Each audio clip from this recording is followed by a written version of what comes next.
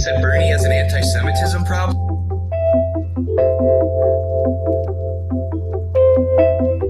If you have 60 seconds, please stop and listen.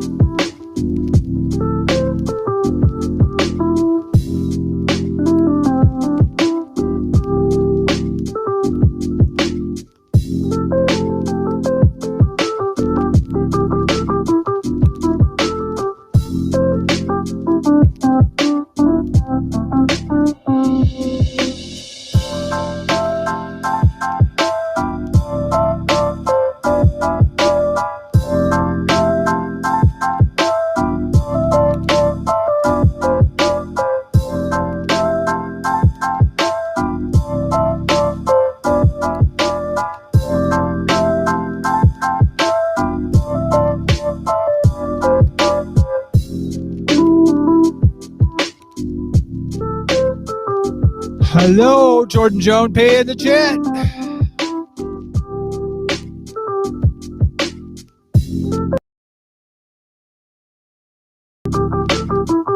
I almost made a boo-boo.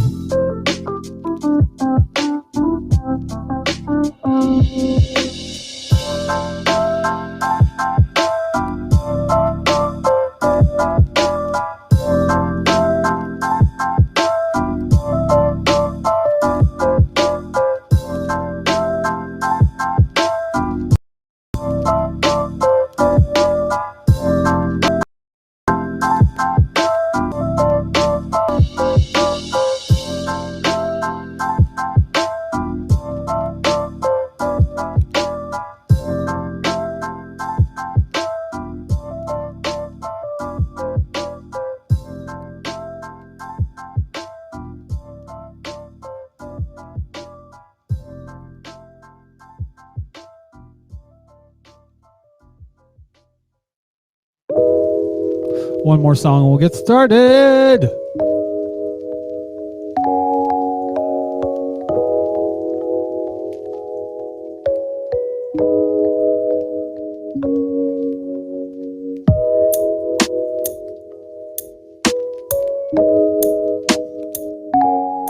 Mostly it's because I just downloaded a video to play on tonight's show. But it's good.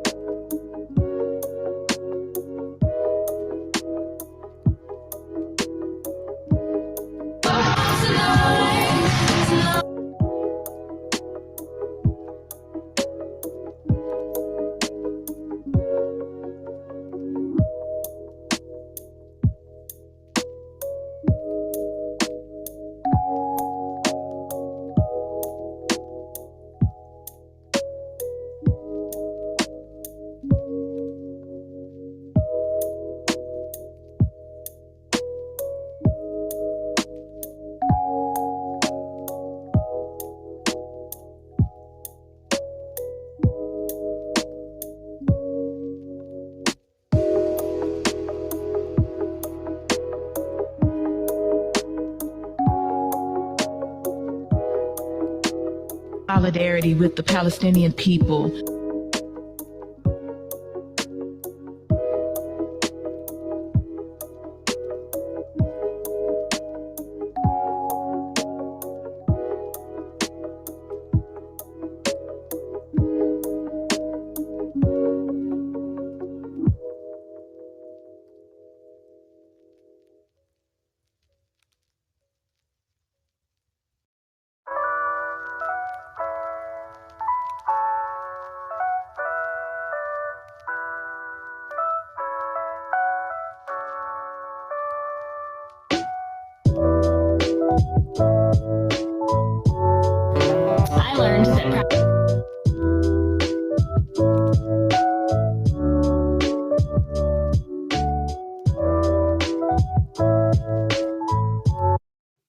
Welcome to the Tea Party with Marty Abernathy, a show by an ultra-feminine, meek, shy, totally unopinionated trans woman that seeks to listen to both sides and does not make fun of TERFs. You've listened to the show, right? You still want me to say this? Okay. Here's your host, Marty Abernathy. Hello, good evening, everyone.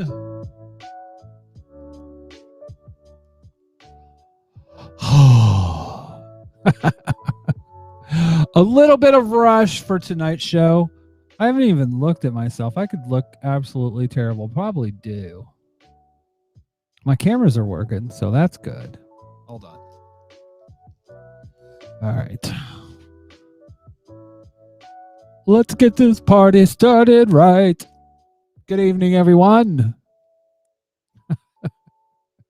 Welcome to the Tea Party. What is my name? Where am I?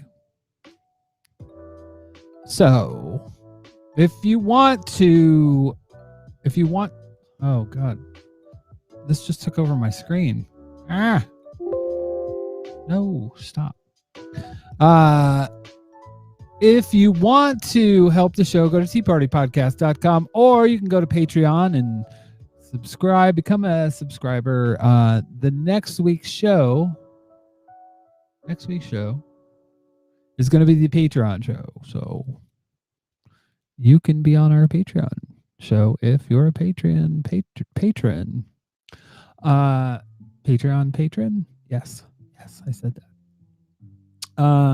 By the way, We're streaming live on YouTube, Periscope, Twitch, Mixer, and Facebook. You can follow us on Facebook by searching for Tea Party Podcast. That's the letter T followed by Party Podcast, all one word. And on Twitter and Instagram at Marty Abernathy. You can financially support the show by making a one-time donation by going to trans.fm or by becoming a monthly patron at patreon.com/Marty Abernathy. That's MartyAbernathey.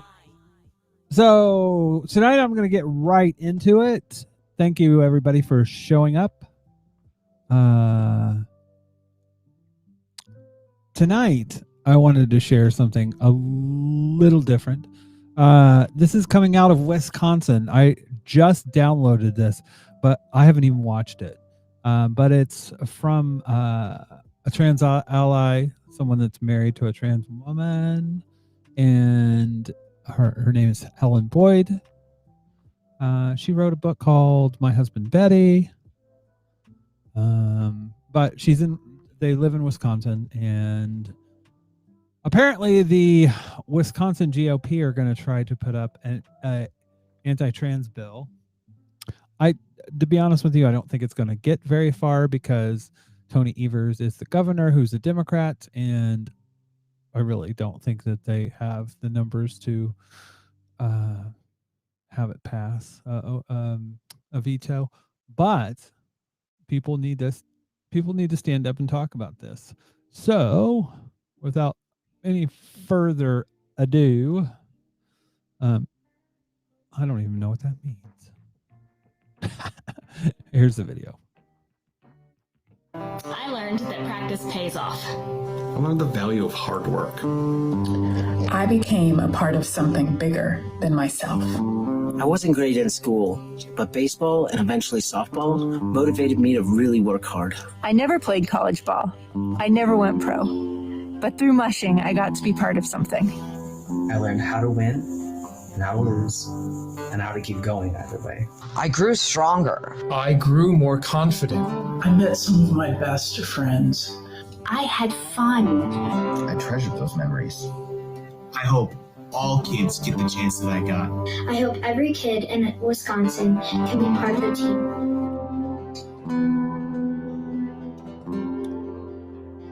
Trans inclusion is important to me. I coach kids in soccer that are gender fluid and non-binary. My kids are on their team, and those are just their teammates to them. Let kids play, Wisconsin. Wisconsin, deja a niños que jueguen. Let kids play, Wisconsin. Let kids play, Wisconsin. Let kids play, Wisconsin. Let kids play, Wisconsin. I just want to play with my friends. Bye.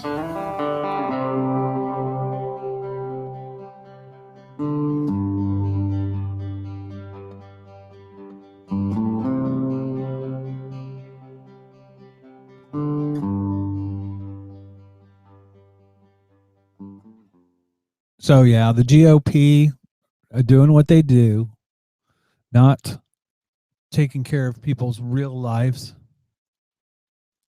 just basically doing what they're doing.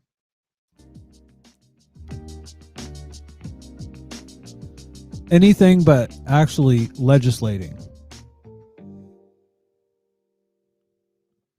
That's what all these social issues are about.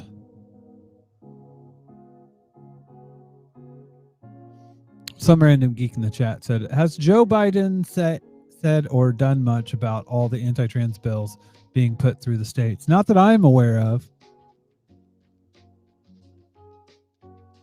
To be honest with you, I would be really curious to hear from the people that are his supporters. Come on the show! I would love to talk about it though, because that's the one thing about the Obama campaign is they were very vocal.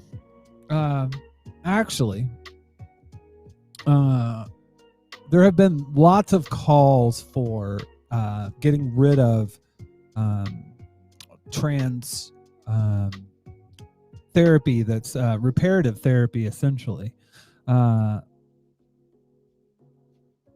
don't know if y'all remember, there was a trans girl, her name was Leela Alcorn. She committed suicide. Her parents were awful to her, basically forcing her into the reparative therapy. And she was so upset about it, she basically threw herself in front of a moving lorry, moving truck, committing suicide.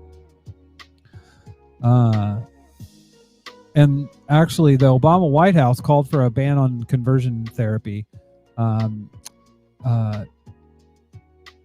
which most of the American Psychological Association support it. And Valerie Jarrett, who was a senior advisor for Obama, said, we fully support efforts to ban the use of conversion therapy for minors. It's neither ethical or medically appropriate. So what I hope is that Joe Biden is at the very least just as trans supportive that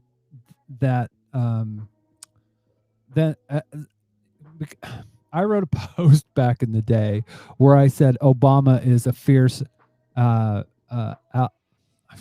fierce ally, and I stand by that statement. You can say a lot of things about Obama, but he was great for the trans community as far as trans rights.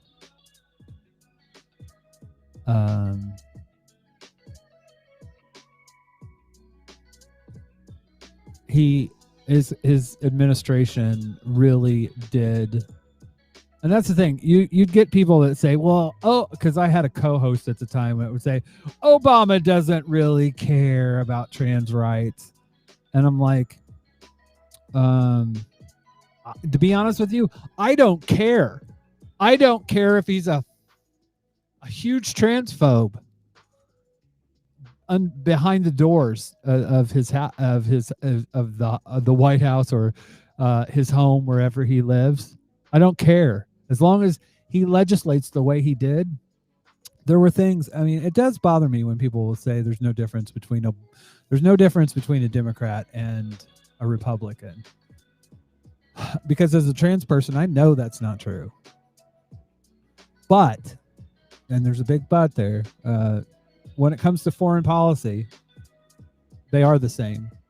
They're exactly the same. The video that I put up the other day, and a lot of you guys were in here for that, talking about how Democrats and Republicans fight to support Israel. Who's the bigger supporter of Israel? There doesn't seem to be a lot of difference. But when it comes to trans rights, there definitely is a difference. And basically, Republicans are now using this as a wedge issue to not deal with actual things where people are hurting people's lives. They just are not. But you have to remember, I mean, like literally, this was coming out of the White House in 2015. You know, these are the voices that we had. And my God, Jarrett said it was tragic, but I will tell you, unfortunately, she has a lot of company. It's not a story of one young person. It's a story of countless young people who have been subject to this. And the thing is, people that have reparative therapy versus people that have gender affirming therapy, it's not even close. I wrote a piece for this for the Internationalist, and the new Internationalist. And it's been a while now, but the statistics that are in it are still the same. Yeah, this is back in 2015. Actually, this is when I became a paid writer. Ha! This was my first paid gig. Where is it? Here we go. When you look at it, literally, the studies, talks about all the transphobic stuff that people talk about, but if you look at the outcomes, the psychological outcomes after puberty suppression and gender reassignment.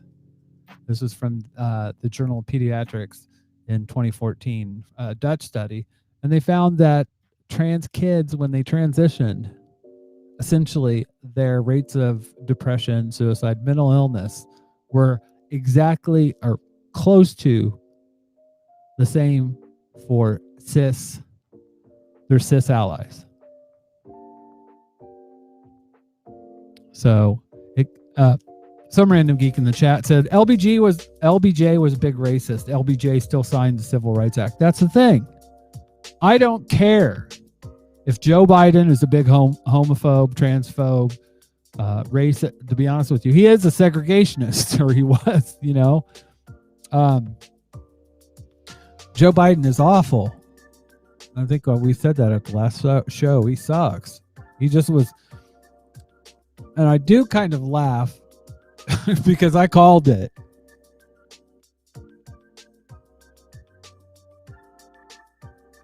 Oh, okay. Choose different ass and bigger.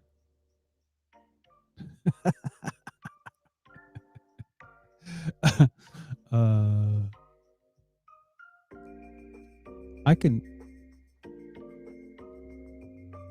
finish the song text.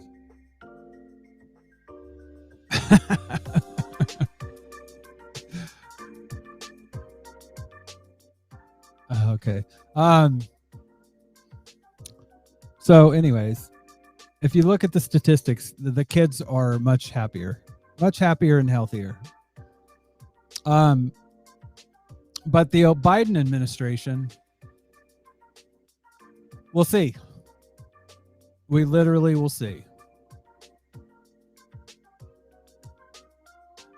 So yeah.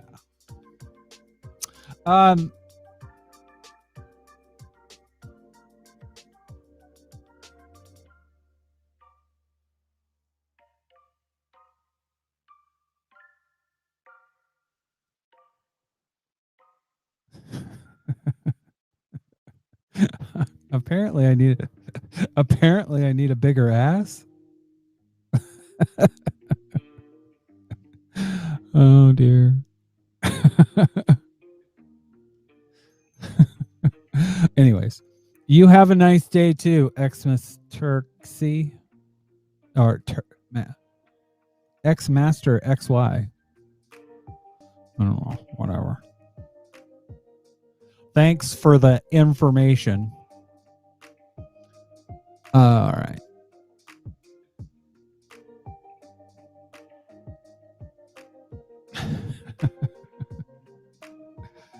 I don't, to be honest with you, I don't expect his administration to really do anything. Obama was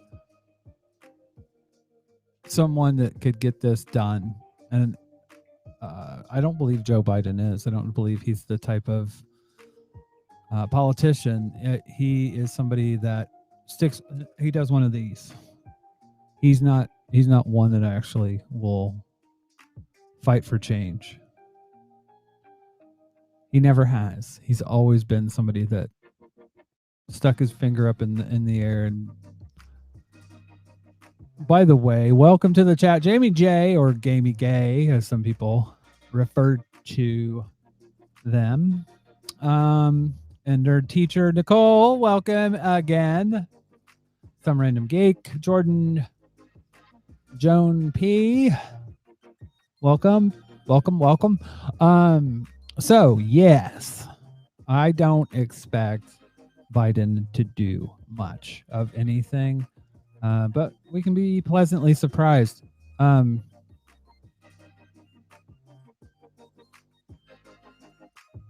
But yeah, I think that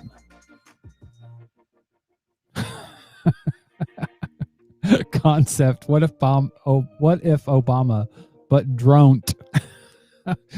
Yeah, when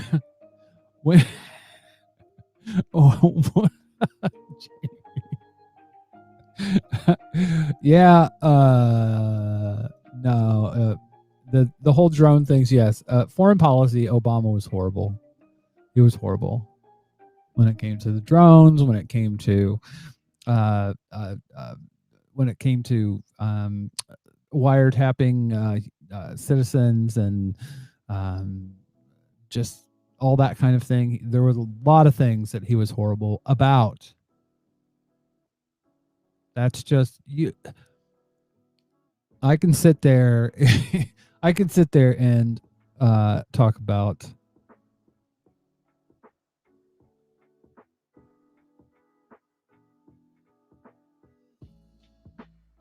thanks, X Master XY. By the way, I just gave away what I'm gonna talk about here shortly. There's a lot of news coming out of Palestine, and I do want to play some video. One of the things, this really bothers me. This actually bothers me.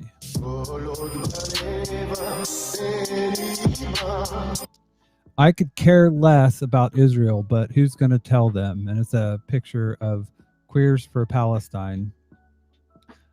And the suggestion here is basically that queers in Palestine would be, I covered this on the last show, but I did want to talk about it again. Human rights, you can't pit human rights against each other. Basically, LGBT liberation and Palestinian liberation are about basic human rights. And you can't pit them against each other. Well, if you can, you're a piece of shit. I'm just going to say that. You're just a piece of shit. You're just capitalizing on the oppression. You're basically masking oppression, and it's not a good look.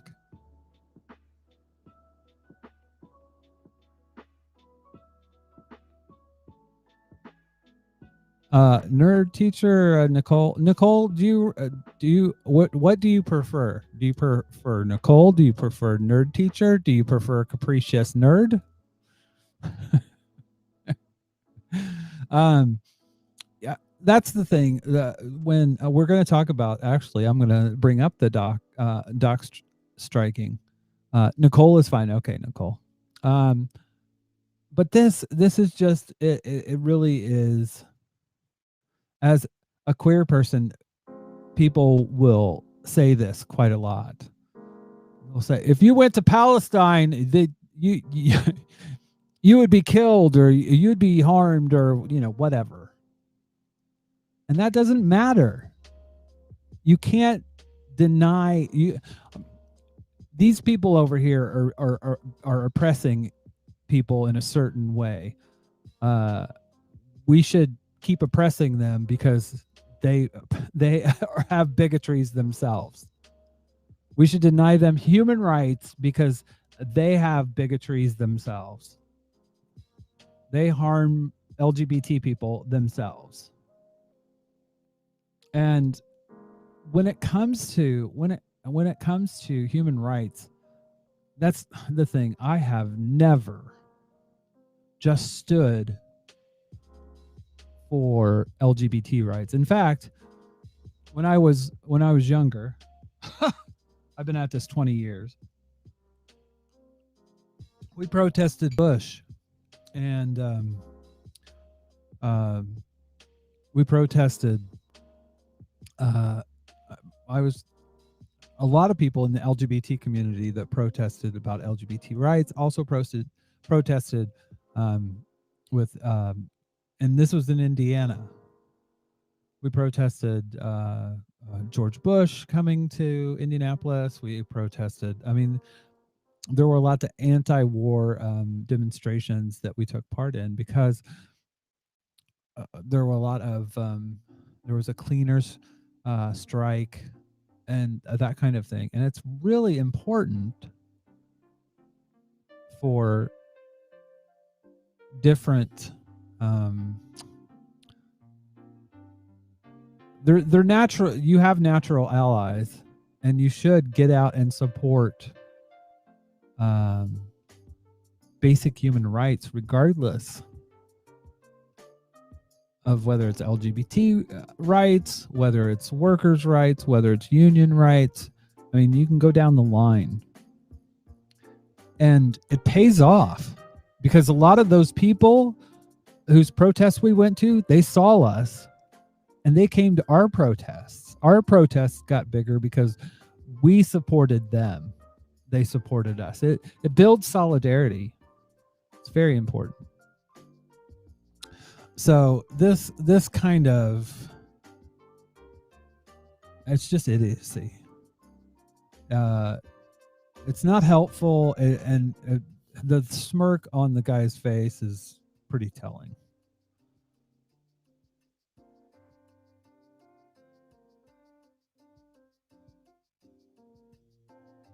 I was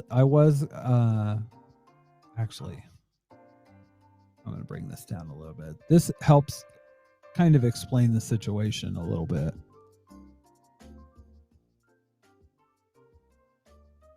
What's going on in Palestine? Why is everyone talking about it? So imagine if someone comes into your house and tells you to get out with guns and the police are backing it. That's exactly what's happening to Palestinians, and it's been happening every single year. Isn't the whole fight to do with religion though? There is no fight. Israelis are the oppressors and Palestinians are being oppressed. Also, this whole situation is everything except for religion. So it's not an argument between Muslim and Jewish people over land? No. Before 73 years ago, Palestinian, Jewish people, Muslims and Christians all peacefully coexisted, all on one land. So what are they fighting over? There is no fighting. The only thing that is going on is Israeli colonialization, apartheid, ethnic cleansing, and military occupation, which is funded by the US, the UK, and other countries that have alliances with them.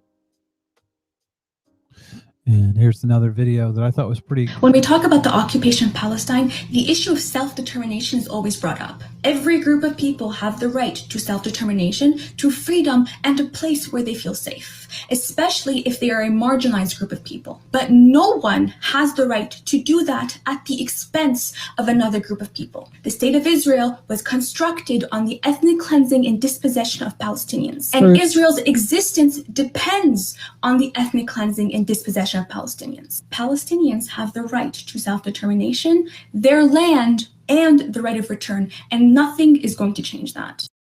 If you have 60 seconds, please stop and listen. Some of you may already know what's happening in Palestine, but for those of you that don't, here's what's happening in Sheikh Jarrah right now. The Israeli government has decided to allow Israeli settlers to move into Palestinian homes, meaning they are forcibly removing Palestinian families, colonizing their homes, displacing them, and leaving them homeless. Now, this is something that was done through the courts. I want to remind people of something. An ex of mine, we got into a bit of an argument because I don't know what it is about me, but I like boundaries. I like rules. I like laws. And I made the argument. I was just like, well, they're not following the laws. And my partner at the time said, well, what if the laws are unjust? I was like, holy shit. Do you do the right thing or do you follow the law? And ultimately, you need to follow the law. No! You need to do what's right. That's right. So yeah, this stuff in terms of Israeli courts is legal, but it's not right. And it really is good. I saw this and this made me happy. So what brings you here today to support Palestinian rights? We as Jews are embarrassed what's happening there in the state of Israel in the Jewish name. And what's your message to the people of Palestine? They shouldn't give up the struggle. They should continue to fight and not give up the struggle against the state of Israel, because by the end, Palestine will be free, because this is truth. And the truth, which are free Palestine, will succeed by the end. Just have to keep in mind that Israel is not Jews, and Jews aren't Israel. And that's something you have to always keep in mind. You can go into some really anti-Semitic territory. Speaking of anti-Semitism, this is from Kami Trucker. I see this a lot. The accusations of anti-Semitism towards people arguing for free Palestine are completely disingenuous. There's nothing anti-Semitic about arguing against ethnic cleansing and human rights violations. What is anti-Semitic is arguing that an Israeli and Jewish state can exist without brutality towards Palestinians.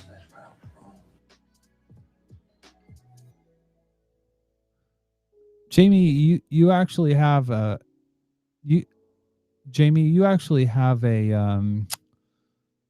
you're actually a mod, aren't you? I think I've made you a mod in chat.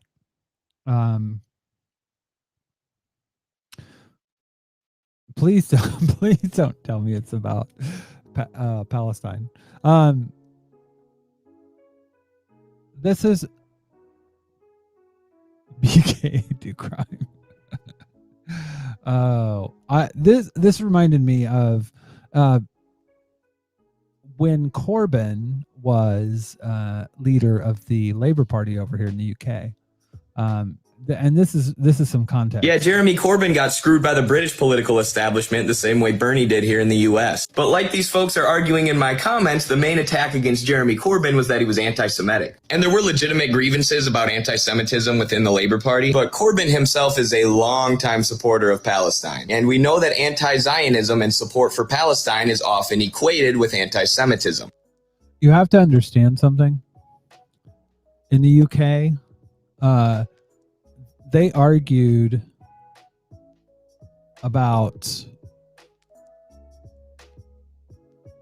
they argued about the definition of anti-Semitism, and I just want to bring this up. So this is from a group of 122 Palestinian and Arab academics, journalists, and intellectuals expressing their concerns about the IHRA definition. We, the undersigned Palestinian and Arab academics, journalists, and intellectuals, are hereby stating our views regarding the definition of anti-Semitism by the International Holocaust Remembrance Alliance and the way the definition has been applied, interpreted, and redeployed in several countries of Europe and North America. In recent years, the fight against anti-Semitism has been increasingly instrumentalized by the Israeli government and its supporters in an effort to delegitimize the Palestinian cause and silence defenders of Palestinian rights. Diverting the necessary struggle against anti-Semitism to serve such an agenda threatens to debase this struggle and hence to discredit and weaken it. Anti-Semitism must be debunked. I'm going to bring this over to my other screen. Anti-Semitism must be debunked and combated.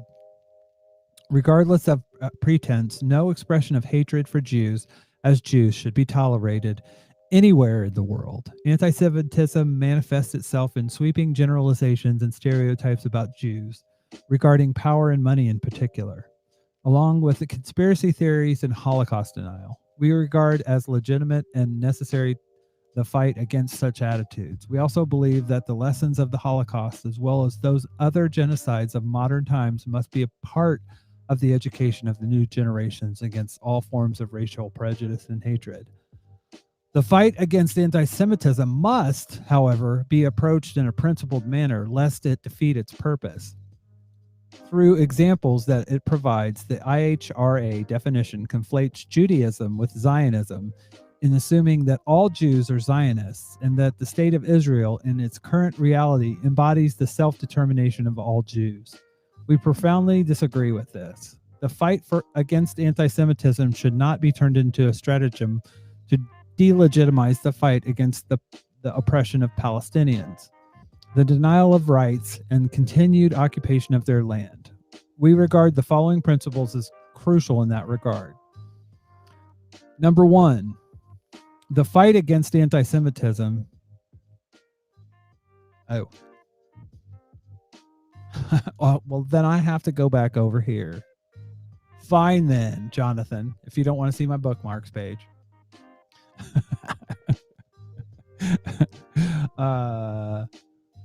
The fight against anti-Semitism must be deployed within the framework of international law and human rights. It should be part and parcel of the fight against all forms of racism and xenophobia, including Islamophobia and anti-Arab and anti-Palestinian racism.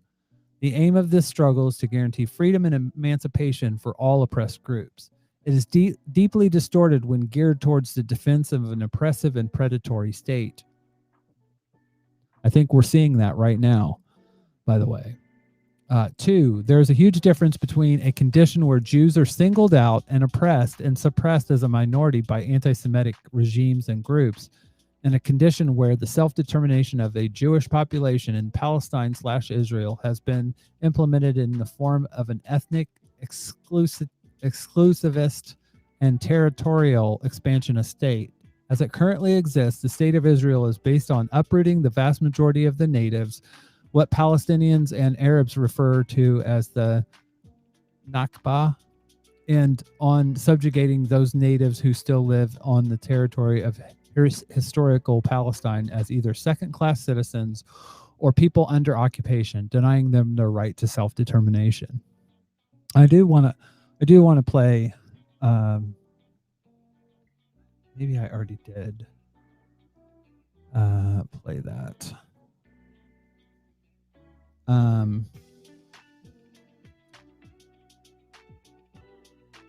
But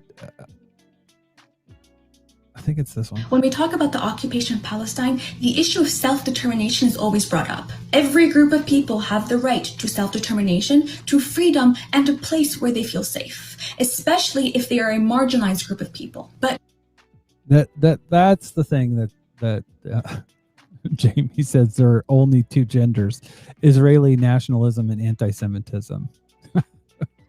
no one has the right to do that at the expense of another group of people. That is correct.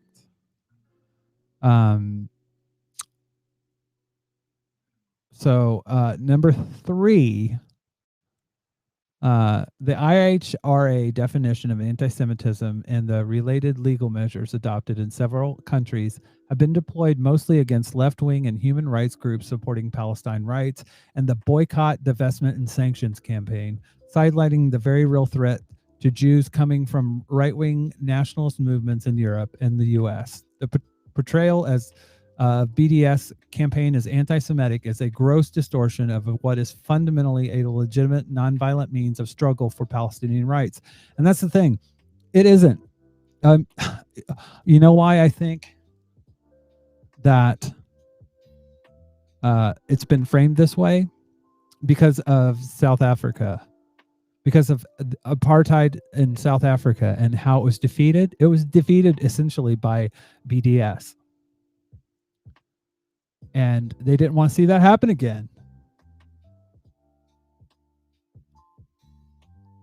And when I say they, I mean the United States, because that's where a lot of this is being defended. I've seen people like Chuck Schumer and a lot of your milquetoast leadership take the same kind of attitude like BDS is anti-Semitic, and it's not. But it's effective. That's why they don't want it. The portrayal of BDS as anti-Semitic is a gross distortion of what is fundamentally a legitimate nonviolent means of struggle for Palestinian rights. 4, the IHRA definition statement that an example of anti-Semitism is denying the Jewish people their right to self-determination, e.g. by claiming that the existence of a state of Israel is a racist endeavor, is quite odd. It does not bother to recognize that under international law, the current state of Israel has been an occupying power for over half a century, as recognized by the governments of countries where the IHRA definition is being upheld. It does not bother to consider whether this is right.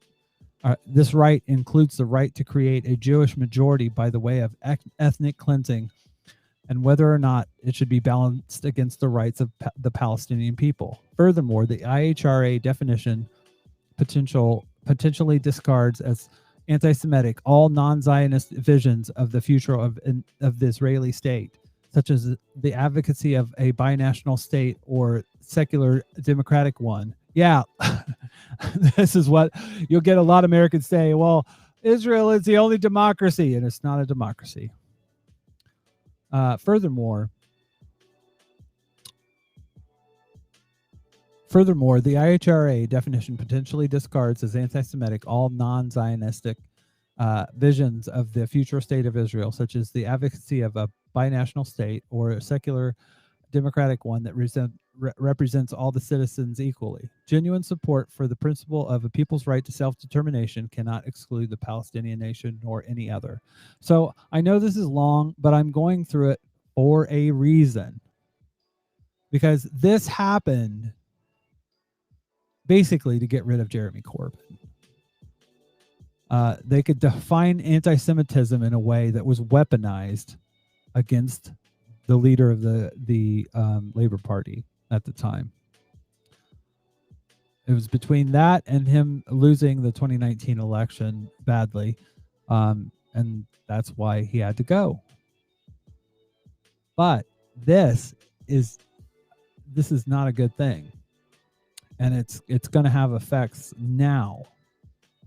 5, we believe the that no right to self-determination should include the right to uproot another people and prevent them from returning to their land, or any other means of securing a democratic or a demographic majority within the state. The demand by Palestinians for the right of return to the land from which they themselves, their parents and grandparents were expelled cannot be construed as anti-Semitic. The fact that such demands create anxieties among Israelis does not prove that it is unjust, nor is that anti-Semitic. And here's the thing. What?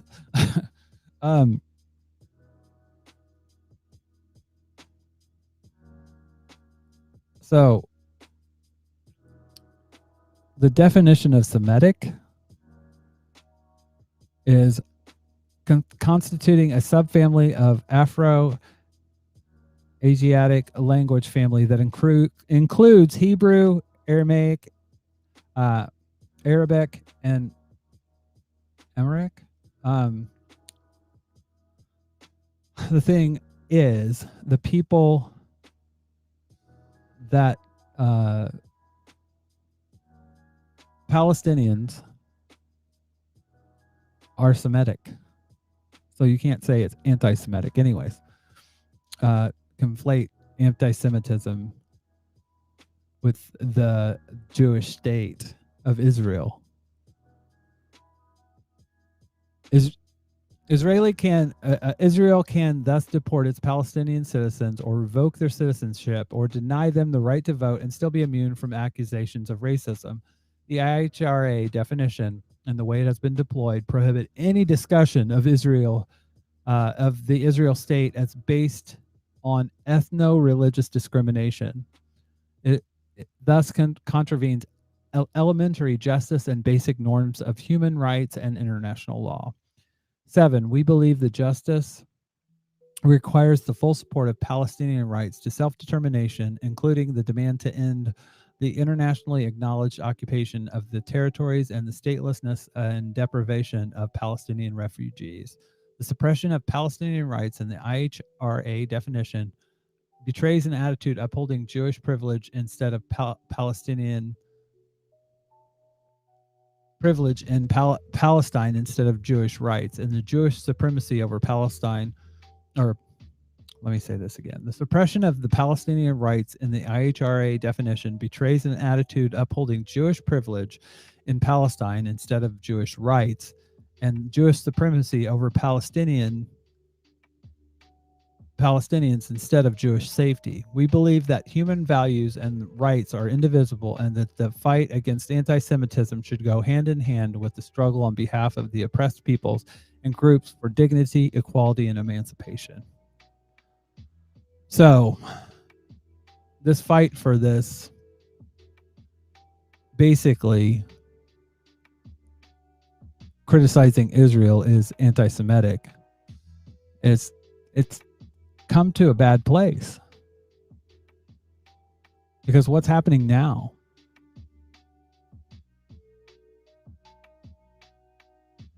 I need to have this is not a good screen to be on unless you want to go buy something at Amazon.com. Everybody. So I want to play some more videos.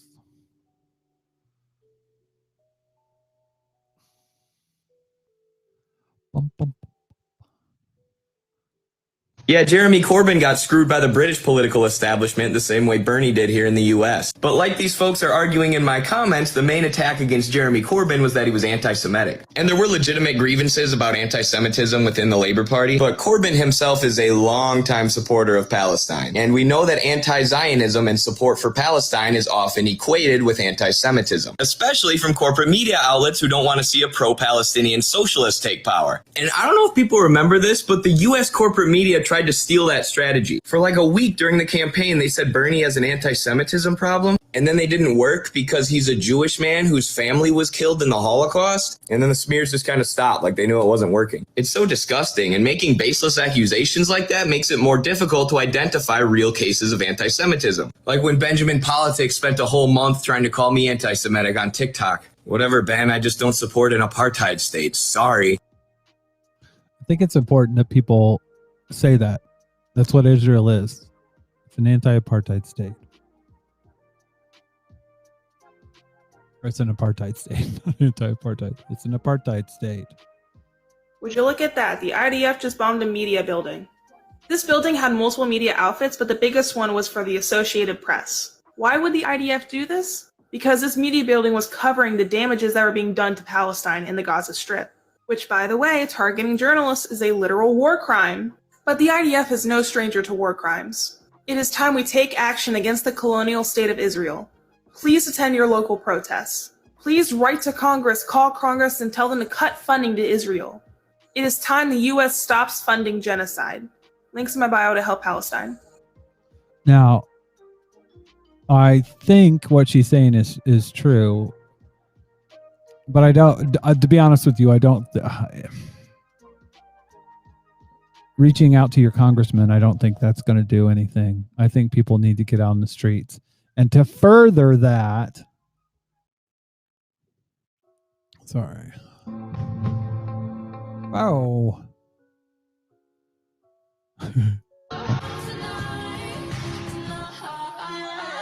Governments may refuse to stop Israel acting with impunity, but regular people are sick of it.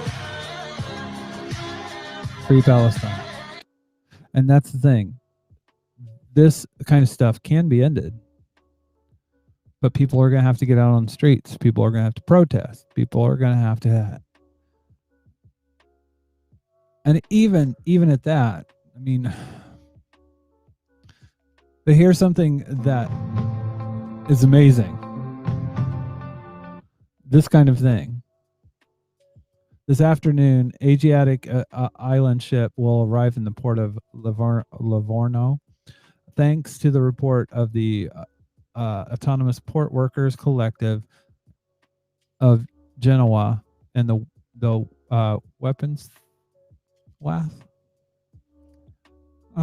Association, we know that inside there are containers loaded with weapons and explosives headed for the Israeli port of Ashdod. Weapons and explosives that will be used to kill Palestinian population already hit by severe attack. This is very night and has caused hundreds of victims among civilians, including many children. So they've said, fuck it. We're not loading these weapons. This is the power of unions, folks. This is intersecting solidarity. So this is what I mean. It's important. You should support human rights for everyone, because when you do it for someone else, they will do it for you. So that was fucking awesome. And I want to make a point about Christians too, because this is I want to play this. Okay, I'm going to speak on the current ethnic cleansing of Palestinians, but this is targeted more towards my fellow Christians. If you want to find out more about what's actually going on and how you can help, there are links in my bio. Back to the Christian thing. There's an alarming amount of pro-Israel Christians. And as a Christian, I get that there's the whole 12 tribes of Israel and God's chosen people stuff, but I just want to make something clear. As Christians, we can't support or justify. In fact, we have to be actively against the atrocities committed by the nation state of Israel. I mean, you would have thought that would have just been common sense, but there you go, Sha. I thought that was pretty on point. If you say you're a Christian, I mean, but the people that are on the side of this, they're in a fucking death cult, man. I mean, they don't care about the Jewish people. They see this as Jesus coming back, and I'm just like, it's weird for me, because I used to be in this. I was a conservative Christian before I transitioned. I almost became a Baptist minister. I tried to pray away the trans. But yeah, that didn't work out, did it? Not at all. But yeah, I and again, I want to show you this. This is a solidarity thing. People need to keep this stuff in mind. Solidarity with the Palestinian people and in memory of our brother, Bassem Masri, a Ferguson activist who was with us on the front lines of our uprising for justice following the police. This is exactly what I'm talking about. Palestinians, or a Palestinian American, getting in the fight with BLM in Missouri. This is what intersectionality looks like when it comes to protest. And this is what we need to be doing. This is what I plan to be doing as well. Murder of Michael Brown Jr. Bassem was a St. Louis Palestinian. Bassem also lived in Jerusalem, Palestine. Bassem was one of us. He showed up ready.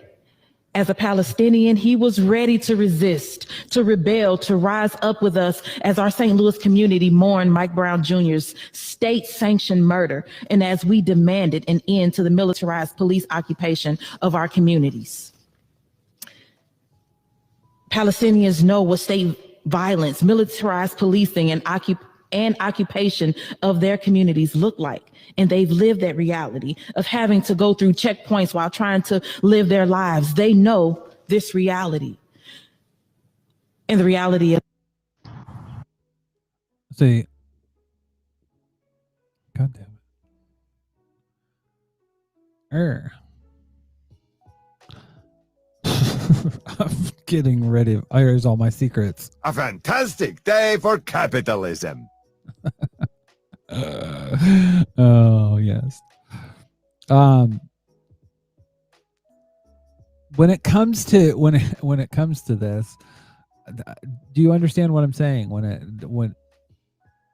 How these battles for human rights, they intersect. And if you fight for Palestinian rights, if you fight for abortion rights, if you fight for marijuana rights, if you fight all these different things that are about bodily autonomy, they're about basic human rights, and you can go down the line, they will come back and support you in your fight. You can't just go out and go to, win marriage rights and then go to fucking Pride. That's not how this works. I mean, fuck. Pride is a fucking protest anyways. People need to remember that.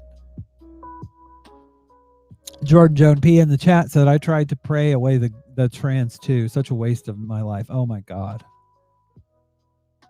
Now, I don't feel too bad about it because of how it was manifested in my life. It was manifested from a young age. That's one thing I've realized about religion, is that it's something that was done when I was very small, and that is how they get you. They get you by basically indoctrinating you when you're small, and you believe without. That's the thing. When my life kind of fell apart in 2000, my marriage fell apart. I'd been having problems with my ex, with my wife at the time, and I came out to her in '97 as trans, and we tried to keep it together for the next 3 years, and it didn't work out. But after that, like I said, I tried to pray the trans away. And I did some damage to other people as well during that time. But that being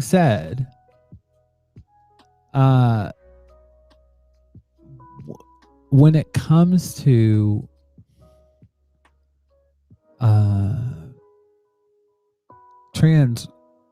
being trans and being Christian, you know, I had so many things that was playing in my head, but the reality is that trans people are in the Bible. You know, and I've said it before on this show, eunuchs in the Bible are trans people. Especially if you look at how they were treated in the book of Ruth. You can argue. No, I don't think very well. You can argue about homosexuality in the Bible, but you can't argue biblically about trans rights. God didn't make any mistakes is not biblical. But I was so indoctrinated in my youth that I never questioned it. There were so many things I never questioned. But one was religion. I never questioned it. I never asked those questions in my head. Does this make sense? Does an all-loving God create a being that he knows is going to suffer for eternity? And what kind of moral being does that? But just like with most religions, they try to indoctrinate children. They don't wait until children are adults to let them have the ability to think for themselves. Because I would fathom a guess that most people would go, what?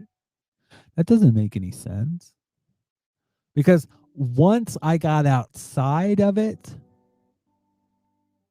and realized what a waste, just like Jordan Joan P in the chat said, it's a waste of time. That's the biggest thing that I came out of it with. I hated myself for so long. And, you know, the Bible talks about fruit. I'm a big fruit. It talks about you will know them by the fruits. And my life has been better. The output of my life, the things that I've done in my life have all gotten better. I've become a better person. So I can say there's no question to me that this was the right choice that I made for my life. Things in my life have gotten so much clearer, so much, not easier. My life has been harder from the aspect of being a white cis het male. It's fucking easy street.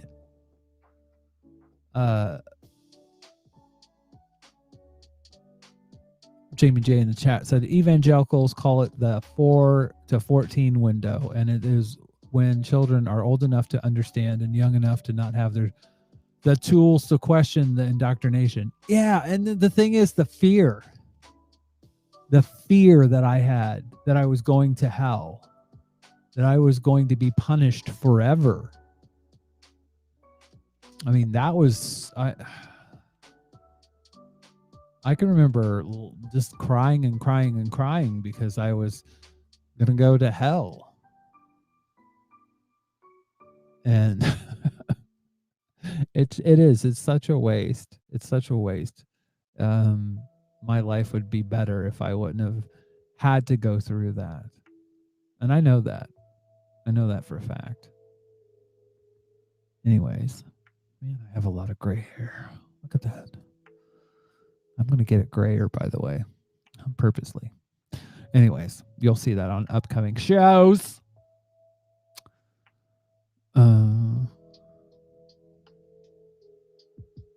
Jamie J said, you got to be just old enough to comprehend torture and eternity to be abused into Christianity. And that's the truth. It's basically, It's saying there's a fucking ghost in the closet, or there's a monster in the closet that's going to eat you if you don't be good. And it is abuse. It is abuse. I'm sorry. I don't care what people say. Christianity and how it is pushed on kids, a good majority of the time, it is abuse. And I don't care what anyone says. I know what I went through, and I know that that is gaslighting and abuse.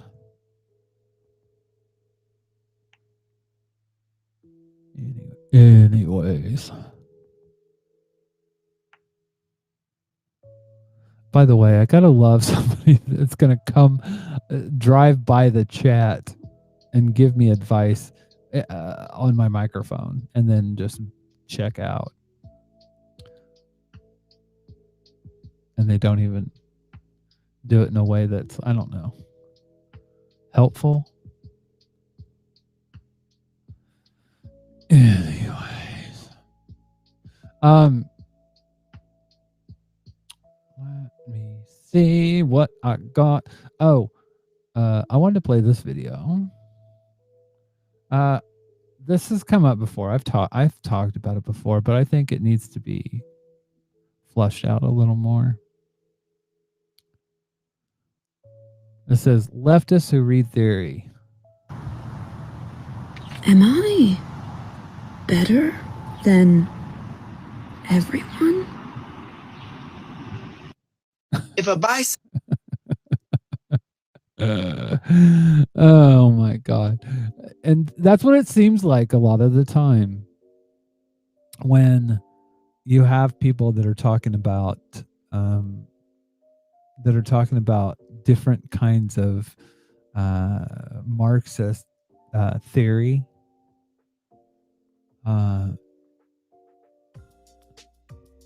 Some random geek says Twitch is Twitch.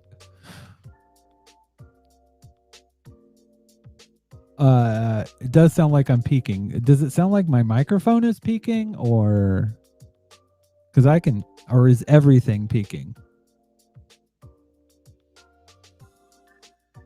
Because I can bring my microphone down.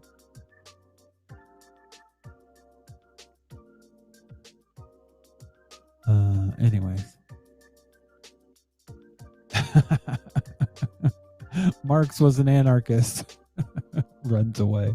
All right. So I took my microphone down. Oh, kind of everything. Well, that's good to know, actually.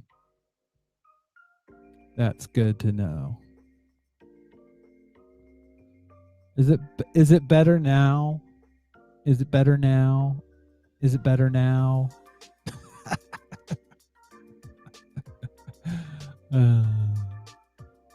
I hate when people do that. That's why I'm just trying to do it on the fly. What's kind of difficult is I'm running this through OBS, and I try to keep the levels the same, and the meters in OBS are just complete shit. I'm sorry, but they're just complete shit. Because like right now, my meters in OBS, it looks like my microphone is hitting about not even close, halfway close to peaking. But oh well, I trust you guys. By the way, it's all in your approach. It's all in your approach.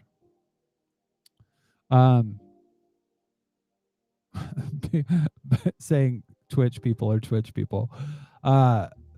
There's a lot about Twitch I like. By the way, I forget his name. His actual name. Jamie says, see, what you got to do is give yourself zero gain and then swallow the microphone.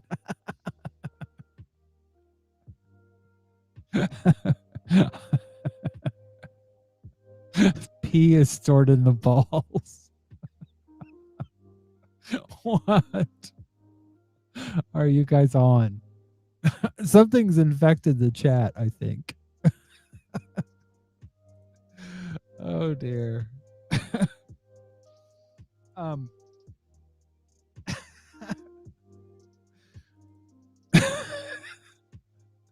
sorry, I keep looking at pee is stored in the balls. And then I have this vision from South Park where the dad is basically microwaves his balls. So he gets cancer. Yeah. Yeah, I figured it was a meme. I'm not that old. Well, that's the thing. Here's the thing. Why I know it's kind of complete shit what the guy was saying. He said I needed to back up, but this microphone is not built that way. It really is. Because if you get this far back, you can hardly hear anything. I played around with this microphone so much and had it in my mouth.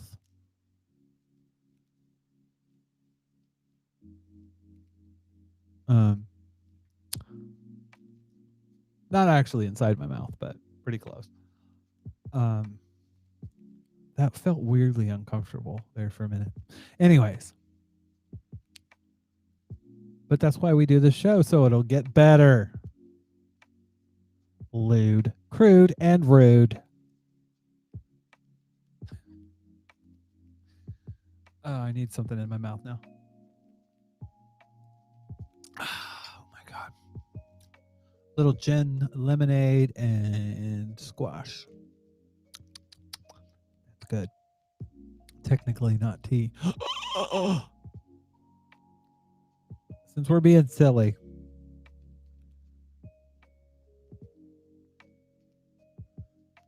Oh dear. Oh dear. Oh dear. Oh dear. Oh dear. Oh. I gotta share this with you guys, but I didn't put it in here. If you have 60 seconds, please stop and listen. No. Let's see if it's in my folder.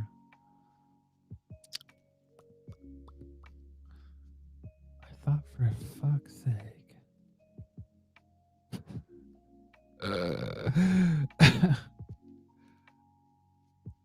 I have to grab this because literally this is going to be a palate cleanser, I think. Please be there. Please be there. Oh, yes, it is. Please, please, please be there. All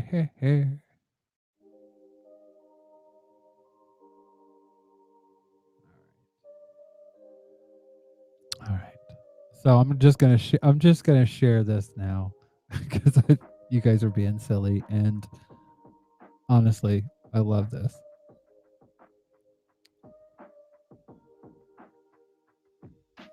Water. Teabag.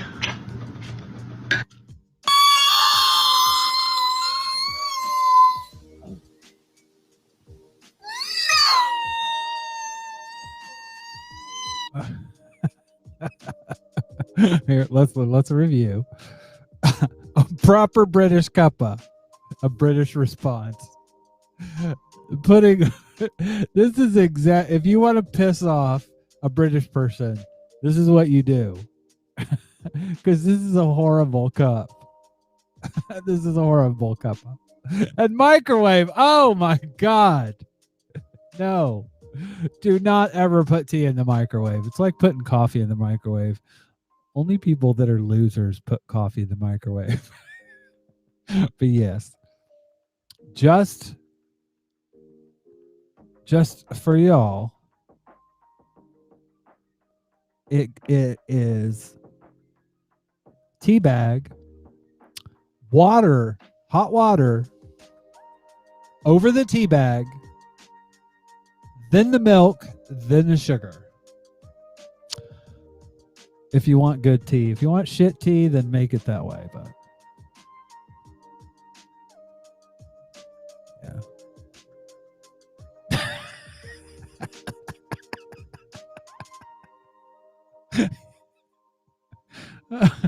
Julie. Yay! Julie's here. Period blood is stored in the bladder. I'm learning so much tonight.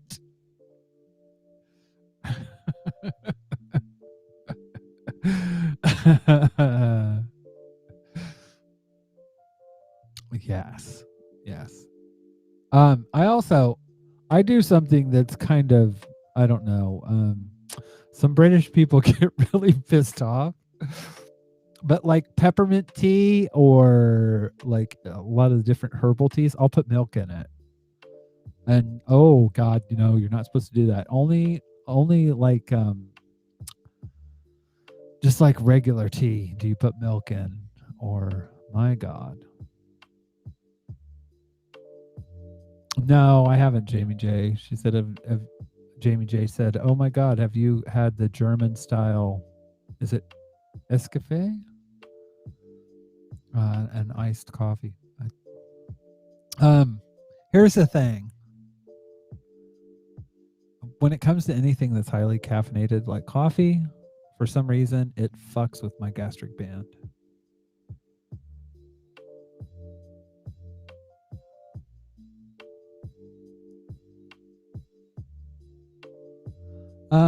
Well, and this is going to piss off some British people too. I stopped drinking tea because I realized I want to see if I can find this.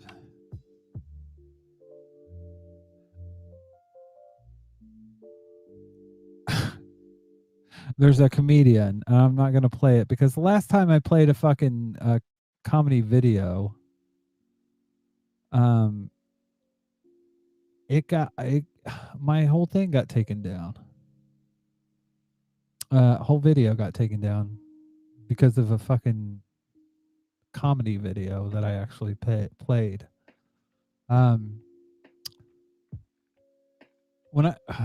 This is from the comedian Bob Mortimer. What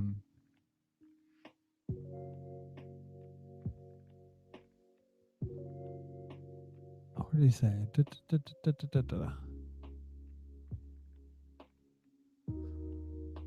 When I went fishing with my mates as a kid, I'd usually have strawberry jam or banana sandwiches on Mother's Pride with sugar sprinkled all over. At one point, I was putting 17 sugars in my tea.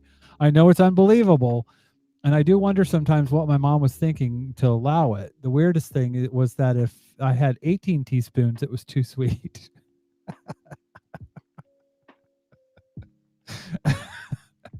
And that's how I am with sugar. Like, I was putting so much sugar in my tea that I was like, why am I drinking? If I do not like the taste of this and I'm putting milk and sugar in it to basically make it a milky sugar drink, why am I drinking it? It makes no sense. So I stopped drinking tea. I'll drink it every once in a while, especially when I'm doing the show. But the tea and the tea party is more the tea and me. But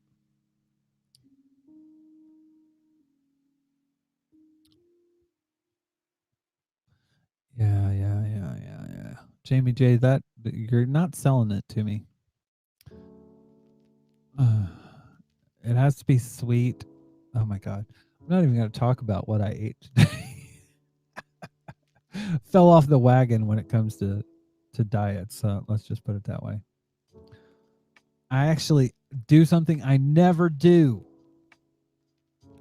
I ate some Hershey's chocolate. Oh, it was actually good though. I hate most Hershey's chocolate. It tastes like wax, but this was like a white chocolate, and it was actually decent. But yeah, whatever you do, folks, don't do that. And don't put it in a microwave or you'll get a face like that. By the way, that is Black Curvy Witch on TikTok. She is amazing.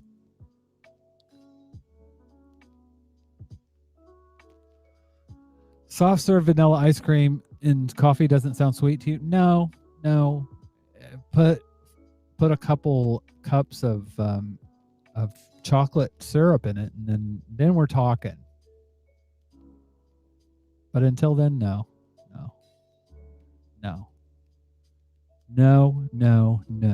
Sorry. You know what? Some random geek said, you are right. Hershey's chocolate is waxy. And I never really understood that until I had British chocolate, until I had Cadbury's.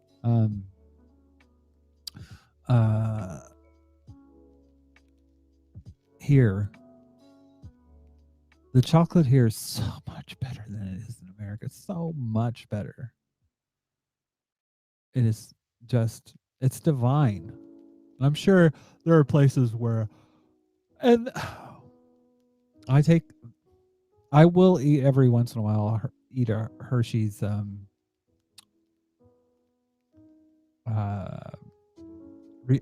not Hershey's, Reese cup, but American chocolate. American sweets are better than British sweets. American chocolate, well, in America you'd call it candy, but over here they call it sweets.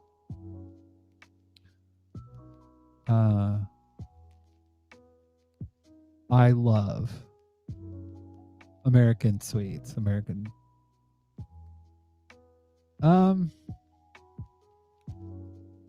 Geek, I when it comes to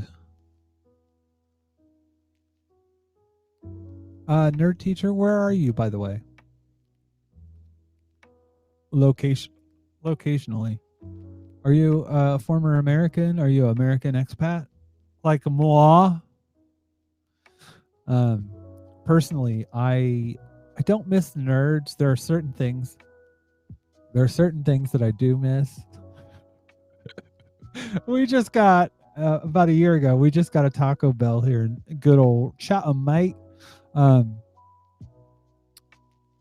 We just got a Taco Bell, and I'm just like, the U.S., Illinois. Where at in Illinois? I have family in Chicago, basically, not Chicago. Homewood is where is roughly where it's at. But it's near Chicago. It's where my dad's from. I didn't find my dad until I was 51-ish. So that was 10 years from now, because I'm 39.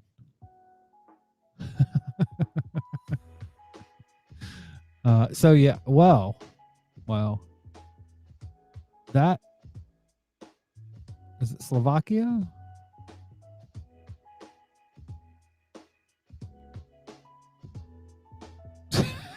Jamie, you got the Taco Bell? That's cool, but is there anywhere you can get a taco? I don't care.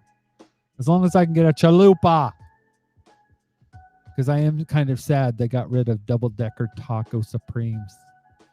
I love those. I wanted to marry a double-decker taco supreme, but they got rid of them. Chalupa's close. So anyways, Taco Bell dreams. I'm trying to think what else. Oh. Church's fried chicken. I miss Church's fried chicken. Whenever I go back to America, I would always get Taco Bell, Church's, and Culver's frozen yogurt. I'll tell you what was funny though, was serving size. I went to a Culver's and got a large concrete mixer, and that thing, like, so this cup here, this is my teacup, right? This thing was probably that tall, and I ate half of it, and I was just like, So, and ice cream tends to go, or frozen yogurt tends to go right through my gastric band, so I can eat as much of it as I want. But this was just too much, and I was just like, "Oh yeah, this is what America's like." So, yeah.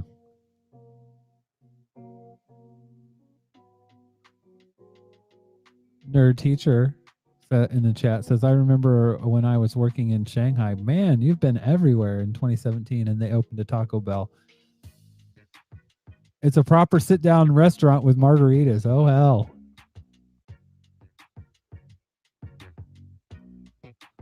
Leto, you were lusting over Nutella a couple weeks ago. Is this a doctor thing telling you not to do it? That's sad. Jordan Joan P, I've never had Mexican candy.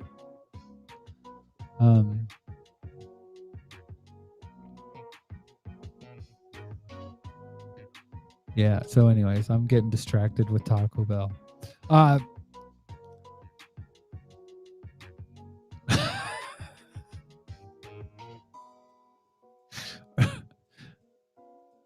There are some things that I'm not going to repeat. What Jamie J said in the chat is one of them. So I heard this fucking take. You see, you hear this every so often. This kind of stupid shit. If a bisexual person starts dating someone of the opposite gender, that doesn't make them straight. They're still a bisexual. That's like going up to an ambidextrous person, writing something with their right hand and calling them a liar. You sound dumb.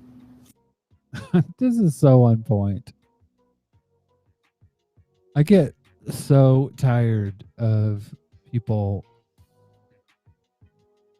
saying, well, if you don't date somebody of a different sex, then you're straight. And it's just like, do you not, I mean, in my experience, because I'm trans and I'm bi, it is so fucking tiring, because you get it from both sides. You get it from the gay community and you get it from the straight community. You're either straight or you're gay, and the bisexuality isn't a thing.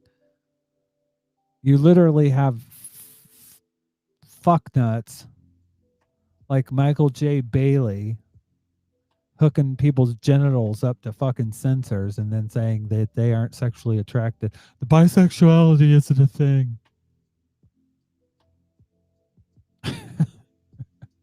Jamie J in the chat said, if you're a bisexual, you have to be attracted to me because I am bigender. So apparently that's a rule. Apparently. But it's just the point of saying about being ambidextrous is on point. I mean, it's just it's silly.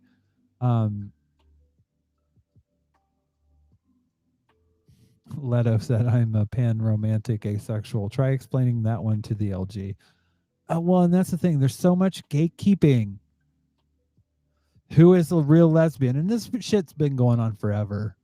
Back in 2001, when I joined the LGBT community, like you would have people that would argue that they were called gold star lesbians. And they would say that you gold star lesbian, that you've never been with a man.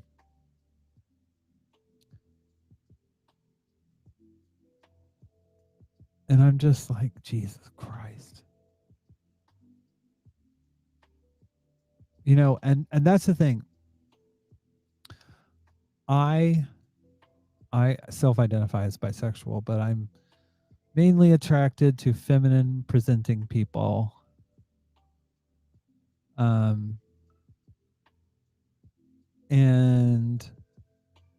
But I would never call myself a lesbian, because that word to me is, over the past 20 years, the majority of the TERFs that I've come into contact with have been lesbians that it's made that word toxic in my brain, and I could never self-identify that way.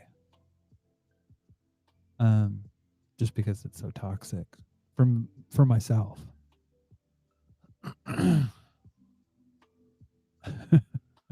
Some random geek says, "Wait, I was last listening. You have to be attractive to people when you are electrodes attached. When you have electrodes attached to you." Yeah, that's right. That's right. You need to go out and get some electrodes right now, Jonathan.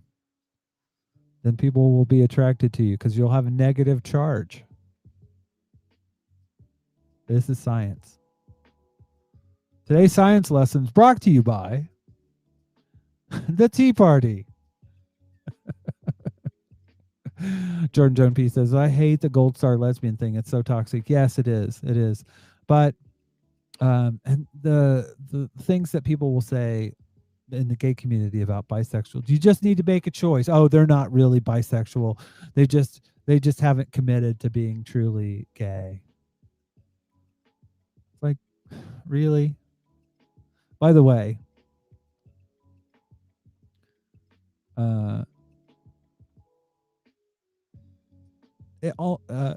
Leto said, "Are you attracted to pans?" Only if they're metal.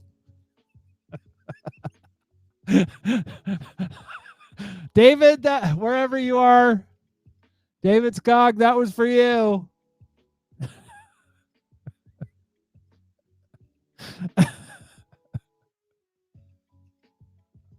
Oh dear.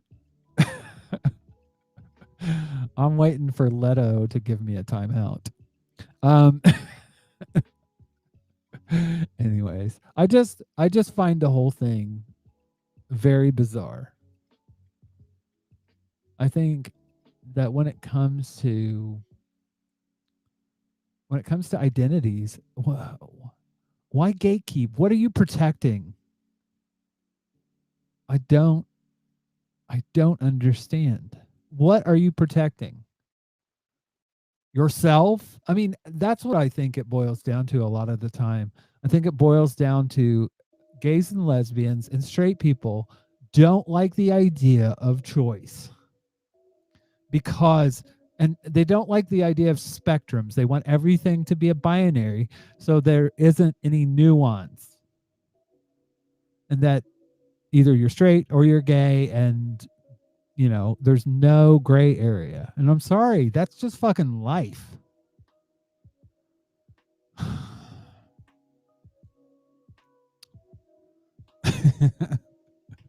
Jamie J is going to put me in a timeout. I probably need it for that joke, but I'm sorry. It was totally worth it.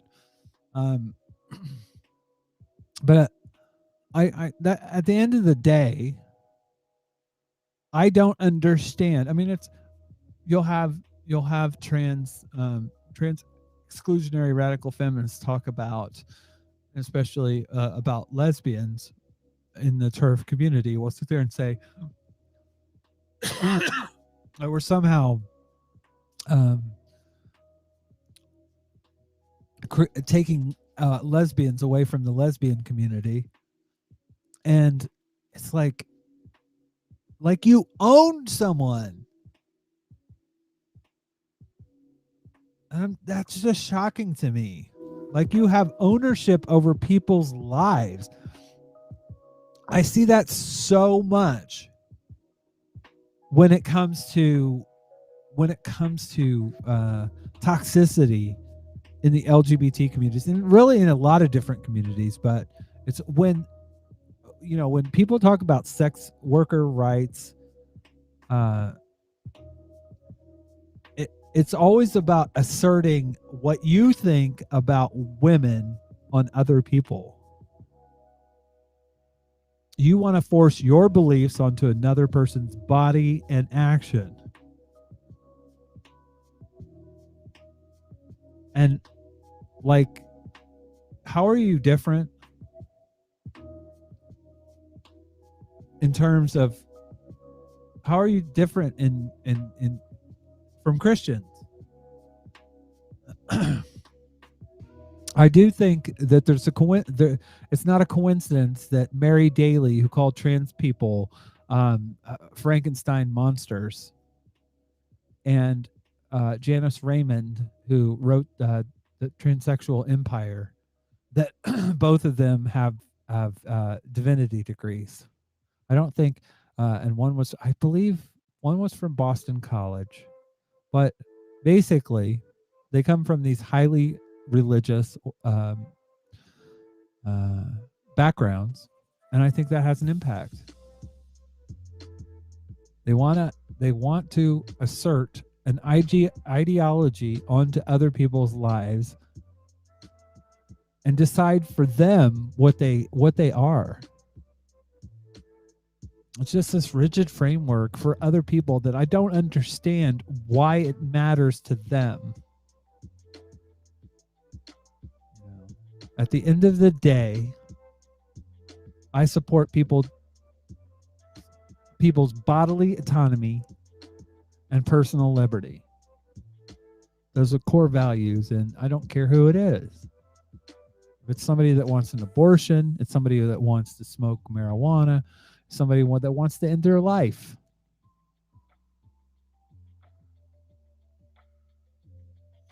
At the end of the day, what someone else does with their body is none of my business. I have enough opinions about my own life. I'm not going to put that on someone else. And people that do think that they have everything figured out. It's just like, Jesus Christ, why? Leto in the chat says it's about controlling women's bodies, as always. And it's just like, but what kills me is it's women that are doing it. It's cis women that are doing it. Usually white cis women.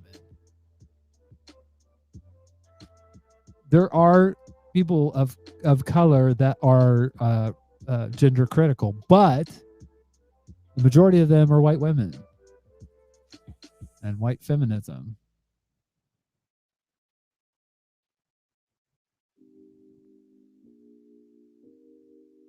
So, anyways, I wanted to reiterate that because I think it's something that needs to be talked about a lot, because people don't like nuance. People don't like something I learned a long time ago.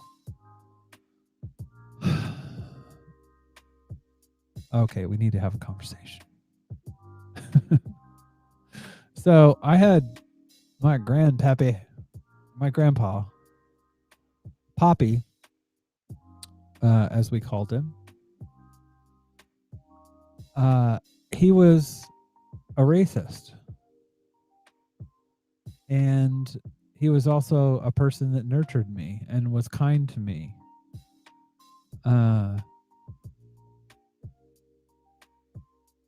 And I can know that those two things were true. Those two things were real.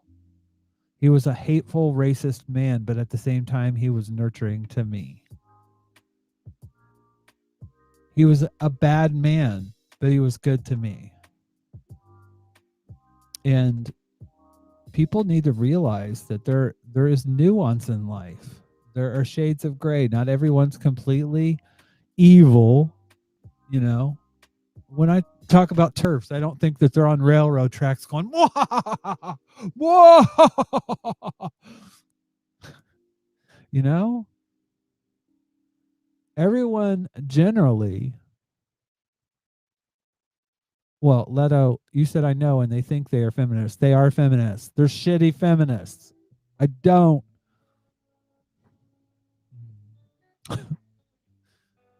I don't want to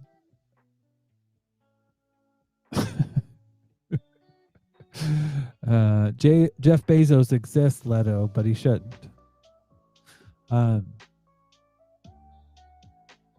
But no true Scotsman. We don't want to do that. There are bad feminists. Just as there are shitty LGBT rights activists. And we can't say, I mean, that just really gets on my nerves when people do that. They'll say, wow, they're not really a feminist. They're not really anti-racist. They're not really all these things. And that's what I mean. It's a nuance thing. Anyways, I'll get into that another night. But that being said,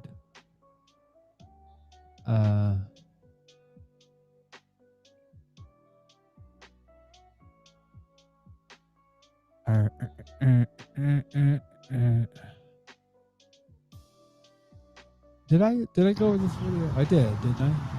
Am I better than...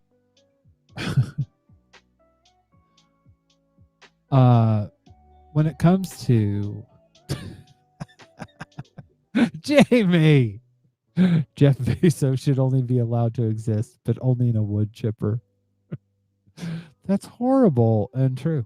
Those two things can be true at the same time, can't they? I think they can. We have a winner. Uh-oh. Or is it this one? Ding, ding, ding. What do we have for her, Johnny? Oh, dear. That is one of them that I actually know the button.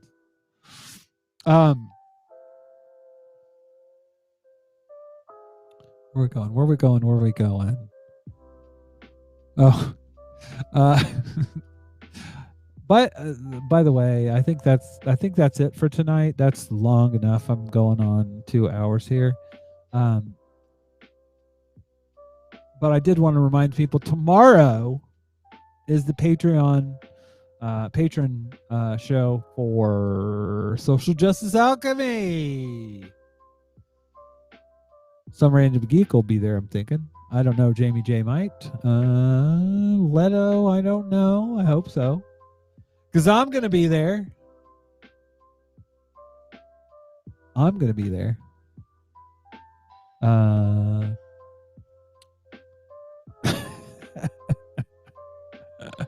Oh my God. Did you guys see? I didn't think I was going to talk about Jeff Bezos. Oh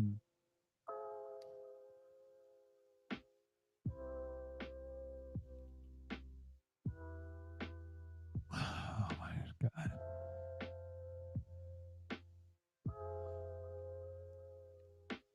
I want to find a video of this.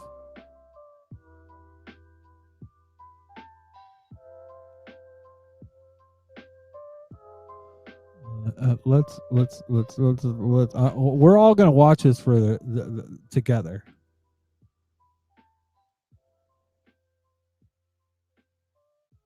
In the midst of turning the corner on the coronavirus pandemic, thanks to these vaccines and the mass vaccination effort. And despite that, a huge part of the country is still suffering the effects, not just of the disease, but the economic devastation it brought with it. A survey conducted just last month found nearly 17 million adults, 8% of all adults in the country, reported their household sometimes or often didn't have enough to eat in the last 7 days. By contrast, just 3.4% of adults reported their household had not enough to eat at some point over the full 12 months of 2019. Things are still really bad for a lot of people in this country, which makes it especially jarring when you remember that the wealthiest people in America have not just weathered the crisis, they have really thrived. One analysis found that between March 18, 2020 and March 18, 2021, the wealth held by the world's billionaires jumped from $8.4 trillion to $12.4 trillion. That's a 50% increase in wealth through the worst months of the pandemic in this country. I mean, look at Jeff Bezos, right? The founder and CEO of Amazon, the richest man in the world. In the weeks before the pandemic began, Jeff Bezos had amassed an estimated $130 billion. A little more than a year later, he is worth around $186 billion. He's worth nearly $60 billion more now than he was before COVID. For context, Charles is the 14th richest man in the world, not bad. He's worth an estimated $64 billion. It is right now a very good time to be a billionaire. They have so much money, it's almost impossible to make sense of it, right? I mean, Again, the math here is obvious, but just take a second to remember what we're dealing with here, because orders of magnitude are hard. If you make $50,000 a year, it would take 20 years to make a total of $1 million. It would take 20,000 years to get to $1 billion, right? $1 billion is so much money. And Jeff Bezos is worth nearly $200 billion. At some point, the question becomes like, what on earth do you do with all that money? What do you do? It's impossible, utterly impossible to spend it. It's too much. So one of the most expensive things you can buy in the world, probably the single most expensive thing you could buy, is a yacht. And you'll never guess what? Yacht sales are absolutely crushing it right now. Market's been roaring, said Sam Tucker, head of super yacht research at London-based Vessels Value. The number of transactions in recent quarters was record-breaking. The secondhand market is absolutely red hot.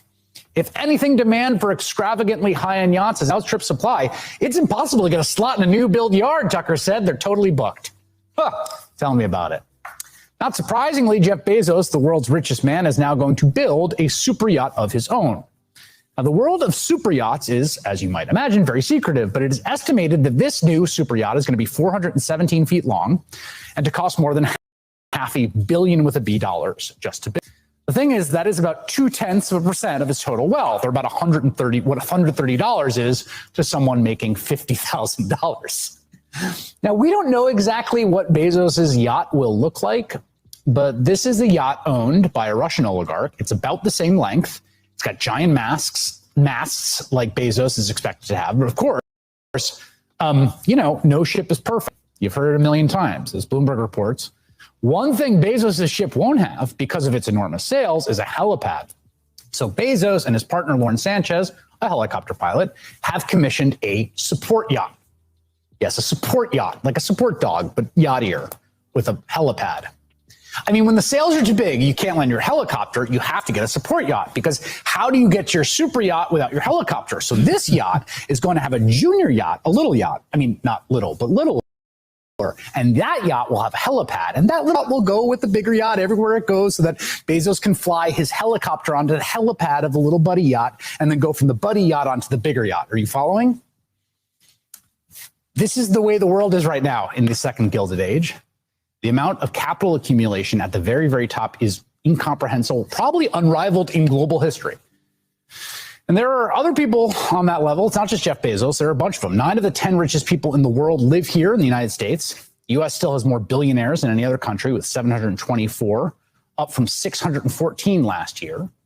We added more than 100 billionaires in a year when most of the country was experiencing the worst economic downturn in a century. There's an argument that some kind of intervention is necessary here. One idea is that if all that wealth is just sitting there, tax the wealth. Right now, 47% of... So, yeah, there you go.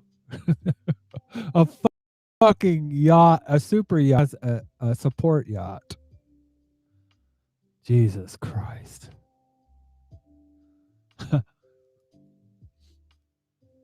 I'm sorry, but he's right when it comes to tax, but that's not going to happen. That's not going to happen because money has influenced American politics to the point where this is just going to continue until there's blood in the streets. I hate to say it, but I think that's it's going to get to that point when the divide is so massive between the rich and the poor that the poor have nothing left to lose.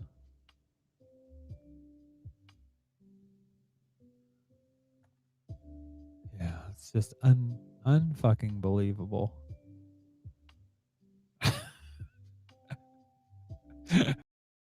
Jamie says,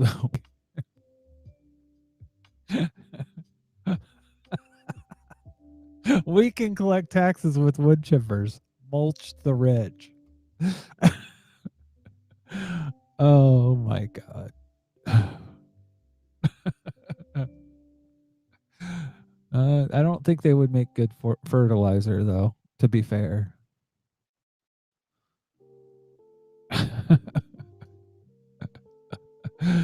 That being said, when you talk death, I want to play one more video.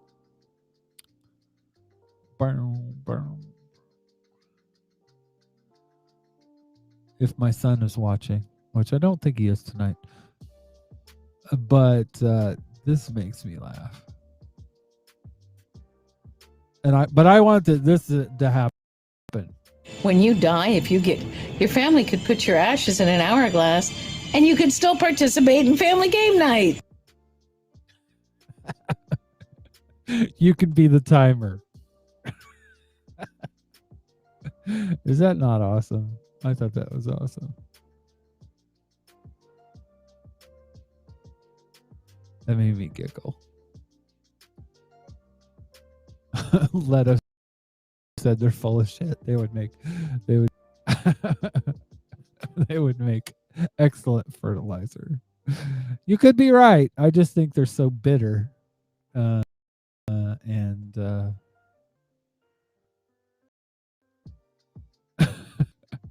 Nerd teacher, you need to get on that because you're awesome with the graphics.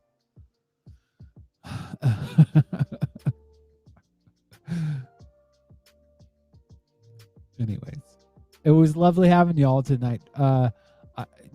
Seriously, if you watch this show, you should go watch Social Justice Alchemy and be there tomorrow. And we will have a good time tomorrow because I am going to be there.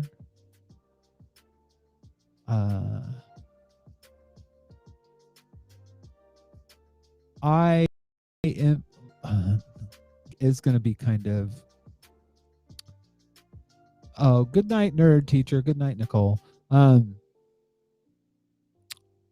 I do want to remind people that my schedule sometimes doesn't allow me to do this. And next Saturday is going to be one of those. Actually, yeah, next Saturday is going to be one of those. So I may do a Sunday stream. I don't know yet. I got to figure it out. I work night shift. I may do a stream before some Social Justice Alchemy. I don't know. But I have to work night shift on next Saturday. So, I don't know. I don't know. I'll figure it out. But. We're streaming live on YouTube, Periscope, Twitch, Mixer, and Facebook. You can follow us on Facebook by searching for Tea Party Podcast. That's the letter T followed by Party Podcast, all one word. And on Twitter and Instagram at Marty Aben. Wait, that's not the one. Make sure to subscribe on YouTube. And don't forget to click the bell icon to get notified when we go live. So I usually will put out I'll usually put out a tweet about going live, and y'all have seen this, and I'll usually schedule the show a little bit beforehand. Normally I will go on a Wednesday, Saturday schedule, but this coming week I'll be here on Wednesday.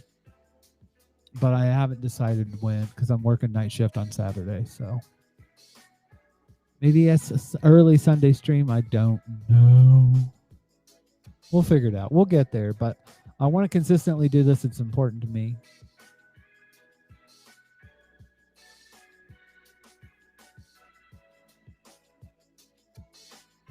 Oh, I thought you were talking about me talking loud.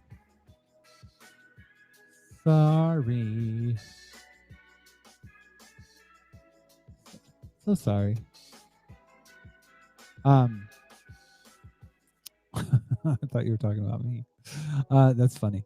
So yeah, I don't know when it's going to be, but hit Social Justice Alchemy. Yeah. Wait a minute. Leto says I owe her a DM update. Here's the thing. You aren't on Twitter anymore. So it would be PM on the face bitch. face bitch. The Facebook.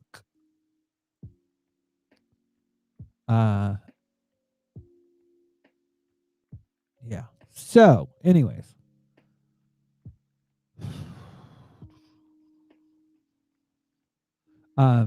So I don't know when I'm going to go live. Sunday night, Friday day. I don't know. I haven't decided. But I will let you, if you ring the bell icon, you will get notified of when we go live. And typically I put out something beforehand to know when a show's coming up. Some random geek in the chat has just put a link to his charity links page. I'm just wondering, some random geek, do you have any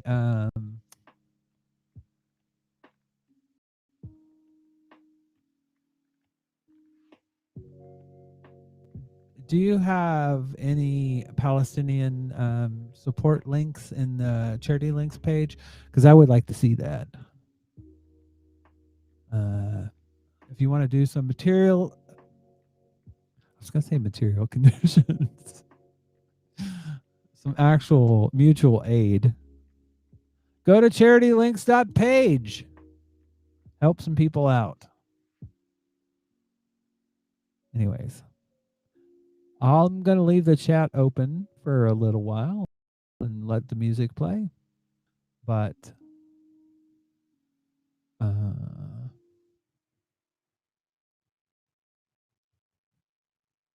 it's been a pleasure. I love having you guys here, and every time I do this, I want to keep doing it. So come back and see me sometime. No, actually, come back. Come back. Love me. I will see you next week sometime, definitely on Wednesday.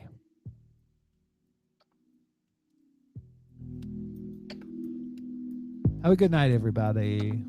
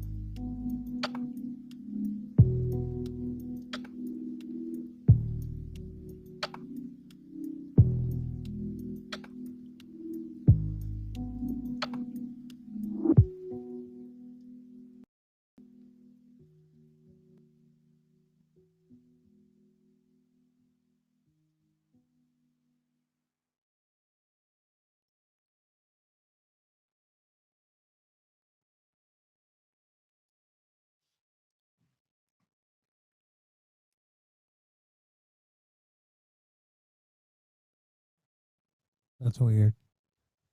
One more song.